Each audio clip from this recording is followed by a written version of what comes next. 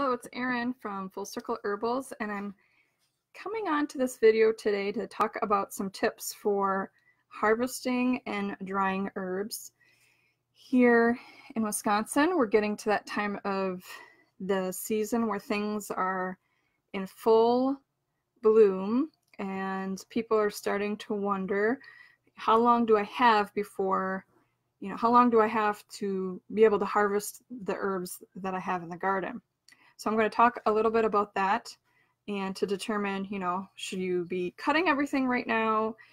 Should you let it be growing more? What should you be doing with it? And I'll give you some tips on drying herbs as well. Hey, Jennifer. So, okay, I have some specimens in front of me. So tips for harvesting herbs towards the end of the season. One of the questions I was asked in my Plant Priestess Circle group was, or from one of my members was, how long do I have until some of these herbs are no longer good to harvest? And as long as things are nice and green, you can keep harvesting them. So this is lemon balm, and lemon balm can be harvested at least 2 times in the season. So early in the season it can be harvested, and then it grows prolifically. So it'll send up more leaves and you can do a second harvest. So right now, lemon balm, as long as it looks great, you can continue to harvest it. If it has flowers on it, you can still harvest it. If the flowers are going to seed, you can still harvest it if you would like to, but as long as the leaves smell good or even taste good, that's good too. Sometimes after that seed develops from the flower, then the leaves kind of start to go brown or yellow at times, just because they're sensing that their life cycle for that season is kind of done. After they set seed, typically they'll start to want to go back into dormancy and start that process of bringing the energy to the roots. You can certainly cut off the flowers at any time on lemon balm and some of the other mints so that you can keep all the production of the energy and the oils and the plant constituents going on in the leaves, because anytime a plant goes to flower, it's going to take as much energy as it can to put towards its reproductive organs, and so it can do its reproductive process, because many things in nature are really geared for reproducing and getting their genetic diversity out there. So reproduction is takes precedence over some of the things, and so it'll take a lot of the energy away from the other parts of the plant and put it into the flowers, berries, seeds, and so on and so forth. So this is lemon balm. It's very green looking, it's fragrant, it's not in flower for me because I already cut it at a point so that it wouldn't flower and harvested it at that point. And the leaves are looking great. So, so this can be still harvested. What else do I have here? Here is catnip. This is in flower. See if I can get the camera to, no, that's not going to autofocus on it. So the camera, so catnip is in flower, and that you can still harvest it at this point. The leaves look really great. They're still got their normal green color to them. They are flowering, but they still have a lot of their energy is going to all parts of the plant, and they're maybe not, the leaves may be not as big as they are when there is no flower, but they're still looking really great. There is some research that's been done on at what point does the herb have more plant constituents and chemicals within it, and there have been times when most of the plant material, the chemicals and constituents, are in the leaves when it's within flower. So peppermint has been researched for that. So you just really got to get to know the plant a little bit, the herb that you're going to be taking from it, and observe it as it grows. And if it just looks still healthy and vibrant and smells good and tastes good, it's still, you can still pick it and use it or preserve it in some way. So I will be talking about drying in a little bit. Looks like I've got some aphids on here. So aphids, if you see insects and aphids, Sometimes there's dirt towards the bottom of the plant, especially if it has just rained.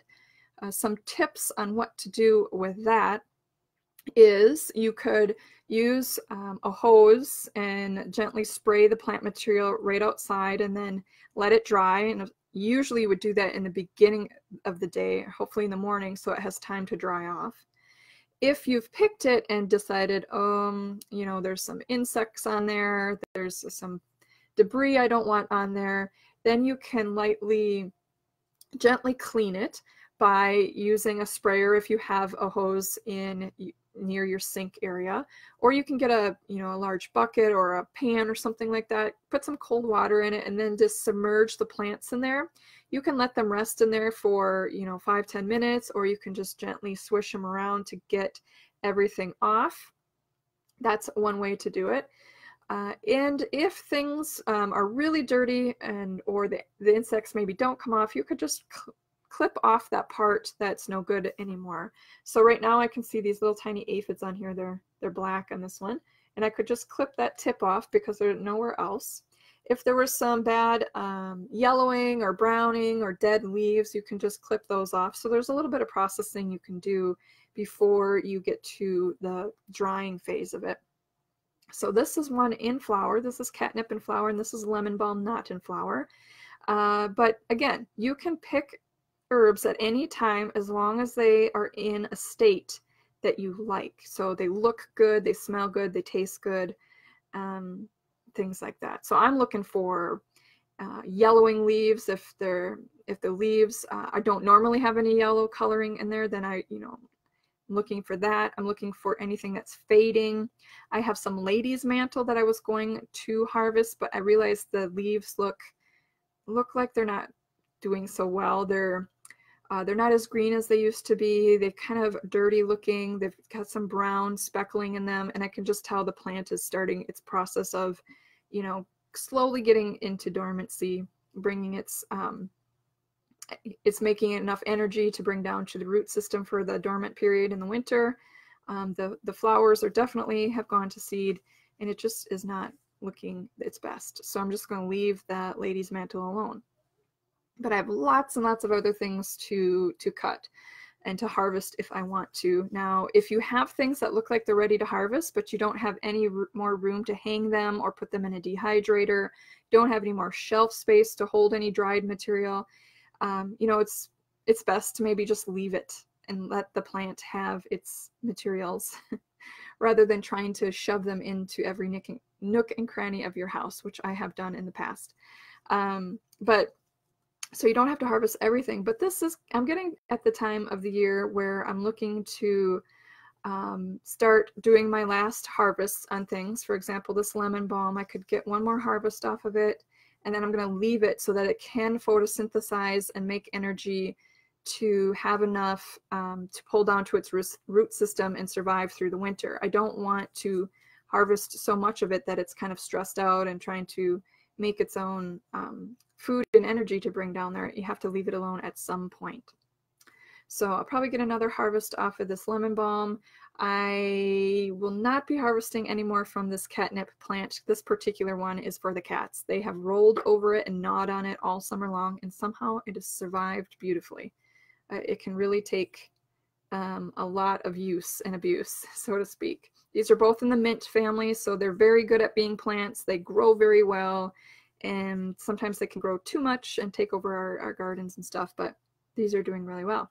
Both good for calming, gentle calming properties for teas and tinctures, and lemon balm, it has some antiviral qualities to it as well. It makes everything taste delicious too in a tea mix. So then we get to the flowering stage. This is calendula, kind of balled up yet here. It's starting to open, but I'm going to harvest calendula until it doesn't give me any more blossoms. So as long as it continues to blossom, I'm going to be harvesting those.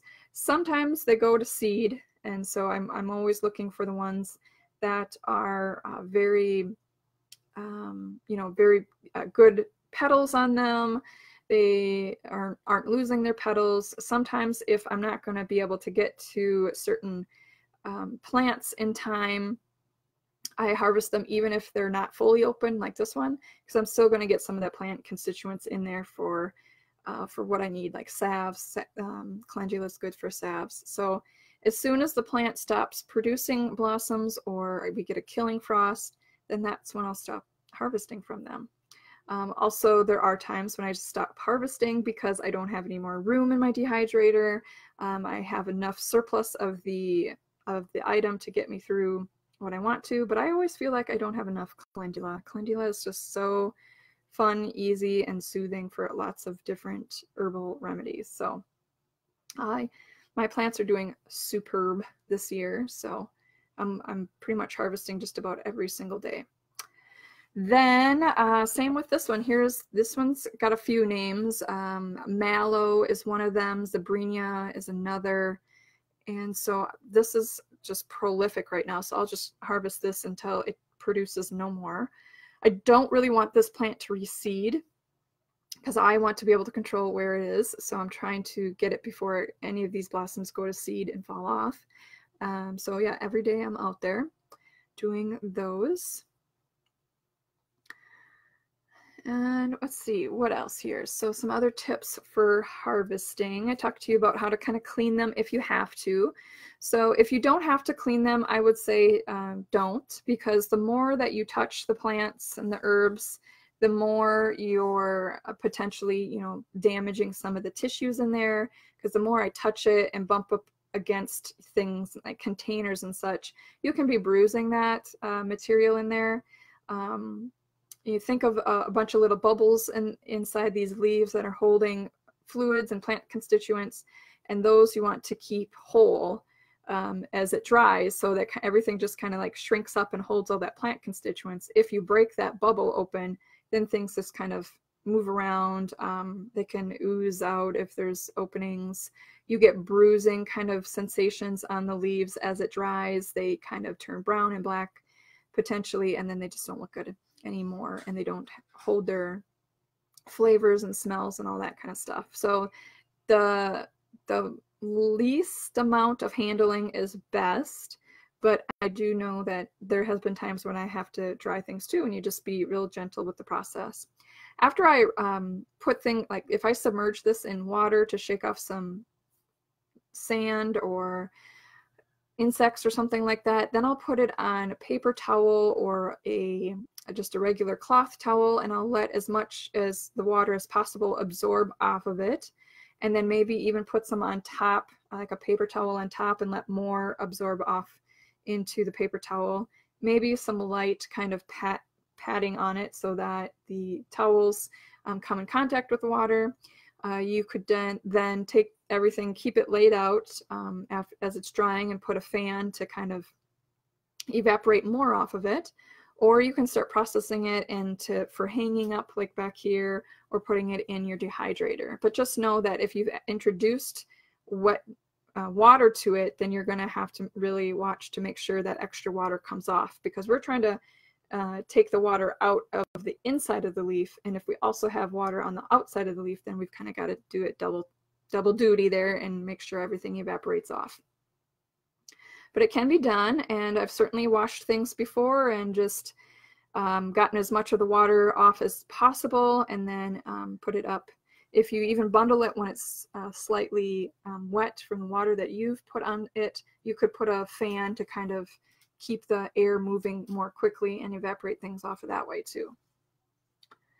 And there's other times when if there's dirt on just like a couple of the bottom leaves, you can take those off, or as it's drying, sometimes the stuff just comes off and it just, falls off because everything's dehydrating. It kind of doesn't have any crevices and stuff to stick onto, and it'll just come off. And I don't worry too much about it for my own personal use if I get just a little bit in my tea or something like that, because you can always strain it out in cheesecloth or something like that. Tips for drying. So what other tips can I give you for drying? If you're using a dehydrator, what I would suggest, and if you're kind of new to this or new to a particular herb that you haven't dried before in a dehydrator, if possible, start out at the lowest temperature and give it a few hours to do it at that temperature, maybe even a whole day at a low temperature. Then go back and check it, and if things are drying very slowly, doesn't seem like there's much progress, then bump it up at 10 degrees Fahrenheit and do that for a little while and just see if that helps to get more out of it. Sometimes you have to start out real low with a temperature and then bump it up because you don't want things to burn. Sometimes that happens if things dry too quickly and they start to turn brown and they kind of lose their flavor and things like that. So there are some herbs that need to start out slow and some herbs do just fine at whatever temperature you start them out at. I mean, usually around 100 degrees Fahrenheit with a dehydrator. And then if I see that it's been a day and there hasn't been too much progress except that the moisture on the outside's off, then I'll bump it up just a little bit more. So some of the places that you can get this type of information of when to harvest things, how to dry them at what temperature. I'll get a book here. This one, you can see, I use it. It's got the tabs on it. The Organic Medicinal Herb Farmer. It certainly is geared more towards somebody who wants to do herb farming, maybe for business at more of an agricultural scale, but they certainly can get really good tips in here if you're a gardener as well. So they give you tips on how to grow things, certainly how to start a larger scale production garden for selling, but I really like their profiles of several plants, like this one's comfrey. They'll tell you what the medicinal uses are for that, what kind of yields you would get out of it, pricing, retail pricing for dried versus fresh. And then certainly I love the harvest specifications, planting considerations, and then post-harvest and drying conditions. So for this comfrey, they say that it says, good airflow is very important. Begin drying leaves with fans at lower temperatures of 80 to 90 degrees Fahrenheit, and then gradually raise the heat after the leaves begin to lose their moisture, and finish drying at temperatures of no more than 100 degrees Fahrenheit. So that's comfrey. Comfrey leaf has a lot of water content in it. Some things do better just air dried and not even in a dehydrator, so you've got to kind of play with what you're growing and see. Everybody's house has different humidity too, so if you're drying them here, it can be different for each person. Certainly want the air in the house to be dry and not cold and not hot. If it's too cold, then the air can't hold moisture and it doesn't wick, pull the water content away. If it's too hot, then there's going to be more humidity in the air, and a lot of moisture can kind of hang out in the air, so then you got to make sure your humidity and your temperature are doing well. But you can get devices to tell you what your humidity is in the house, and you can also kind of just observe if the plants are drying fast enough. So you don't want them to get mold or mildew on them because they're drying too slowly. So Jennifer says, do you find that drying in a dehydrator with the stem is difficult, meaning that I'm not using the stem? Usually it makes the process longer. I always use low temp and go as long as it takes.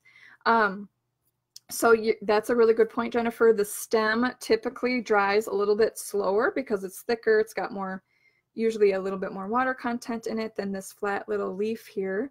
So there have been many times where the leaf will be nice and dry and crispy, and I can see some of them are just starting to get a little bit brown, meaning they're getting too dry. And if this stem is not crispy, it's not breaking off easily, it's very pliable, then what I'll do is I'll just pull off the leaves. And so the leaves come off, and then the stem, I just, compost the stem. So there's many times I do that. For things like comfrey, when it has a very large leaf, many times I'll just take that leaf off and lay it on the trays in my dehydrator, and that's another way you can do it. Again, I don't want to pull these leaves off and then put them on the trays in the dehydrator because I'm pinching things, I'm breaking the little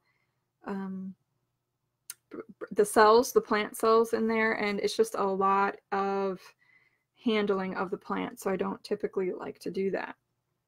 You can also make sure that when you're picking that you try to get the stems, if I had like 10 different catnip stems like this, I'd want them to be similar size. If I had a bunch of little stems that were much smaller in the stem area, they're going to dry faster than this one. And when you're doing a large volume of herbs, even, you know, a dehydrator in your kitchen, you're not going to want to be pulling out, okay, this one's ready, this one's not ready. So if you put them together in size, it can help. Now, I've done everything, all the above. I've mixed different sizes and stuff like that. So sometimes processing of them is a little bit longer than I like it to be because I'm pulling some out and leaving some in there, but just do what you can and what you have time for. I tend to take all my leaves off the stems. Uh-oh. Well, I mean, if you're finding that it works for you, you know, still do that. But if you're looking to save a little bit of time, just keep the leaves on the stem and then dry it. And then be checking to see if you want this whole stem to be in your mixture too, in your dried mixture, then just keep drying it until the stem is dry as well. But keep an eye on these leaves, because if they start to get too brown, then you can't really wait until the stem is dried. You could also let the plant wilt for up to 24 hours or more to let it air dry a little bit on its own before you put it in the dehydrator, just to see if you can reduce the amount of time that it's in a dehydrator. So that's another thing you could possibly do, Jennifer. It can be tedious if the leaves are small, that's for sure. Another way to reduce the amount of, let's see, I'm looking for something here. Do I have it? No. Oh yeah, here. One of the things you can do is, rather than use your fingers to pull everything off, is you could just use the scissors, because then you're not in here like pinching off things. You're doing a nice clean cut. You could cut those leaves off if you want to.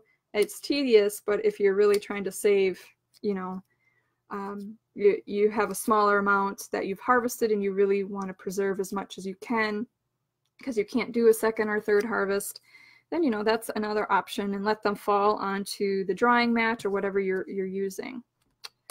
So I do a lot of hang drying. Once in a while they don't dry as fast as I like to, and I can see that they're kind of getting that mildew smell, which will translate into that flavor, because it's kind of like laundry that has been on the clothesline or in the dryer too long, and it was sort of dry but not all the way, and it's just been kind of sitting there for a long time. It gets not a good smell on it.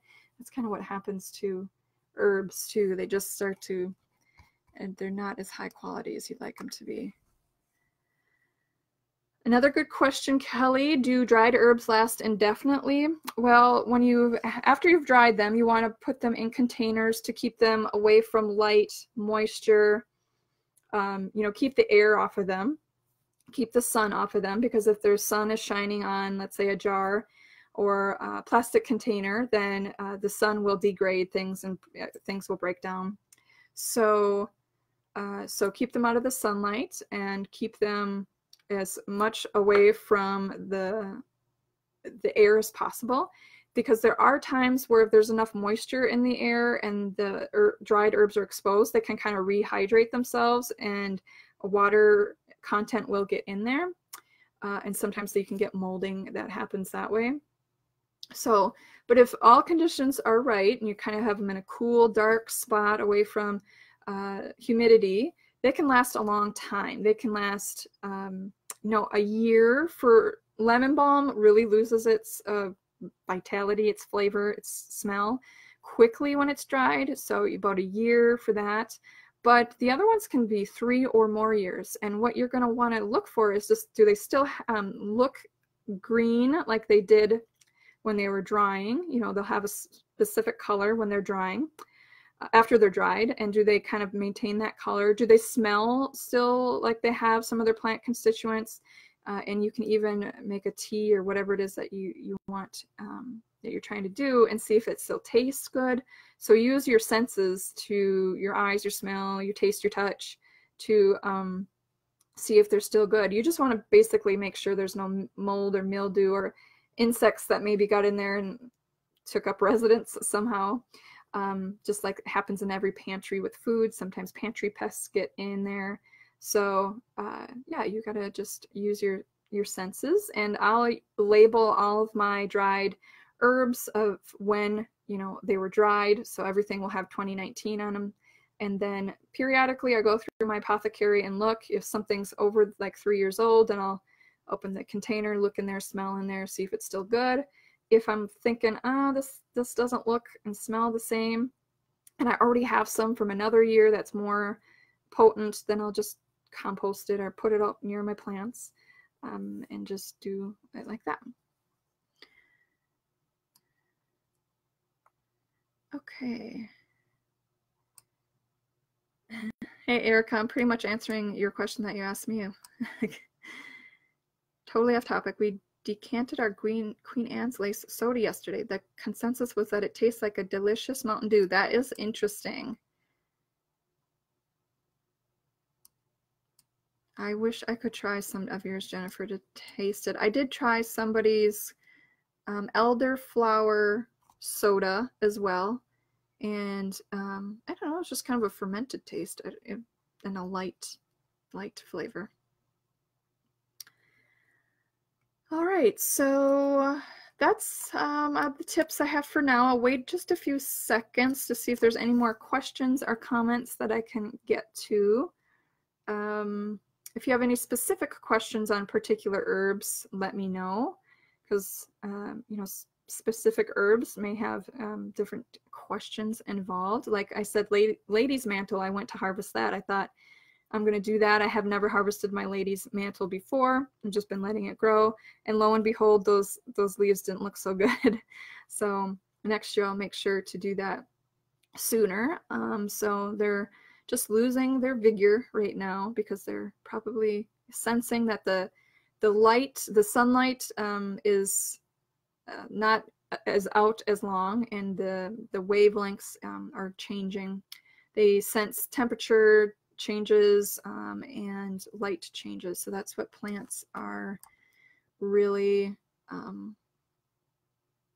that's what herbs are responding to.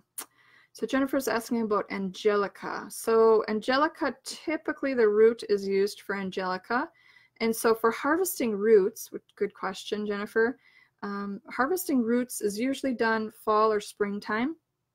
In the fall, everything is bringing, you know, like I said, their energies down to the root. So with angelica root, you definitely want a lot of the plant material above ground to have died back, because as long as there's still green stuff, it's still photosynthesizing and doing all that action. You really want a lot of that plant energy and constituents down in the root. So wait until it's fall. Let's see what we're in. I'd wait if possible in October time. I know that the snow flies at different times for different places, but so you've had serious reactions to it, to the root or to the upper part of the plant as you're harvesting the root, or maybe you're harvesting leaves for something too. So angelica, yes, you could have a reaction to it. I get reactions from harvesting cucumbers and things like that. Like the hairs and the things can be very irritating to the skin at times. And that's what they're designed to do. So like certain parts of the plant are meant to be irritating so that when predators are coming around to eat them or stomp on them, then they'll get irritated from certain sensations and hopefully leave and not take their fruit and eat it. To the aerial parts and roots. Yes, if you're looking to harvest it anyways, for certain things, magical maybe, or remedy making for somebody else, I'd suggest wearing gloves, just covering up so that it can't come into contact with your skin.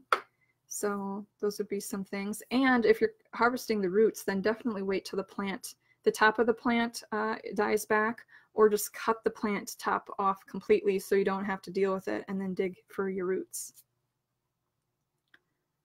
So yeah, that's a great question. I'm glad you asked. I was mainly talking about leaves and flowers right now, but roots are spring and fall harvest typically. And then there's saps, there's inner bark, there's more stuff like that too. So those are topics I get into in some of my e-courses.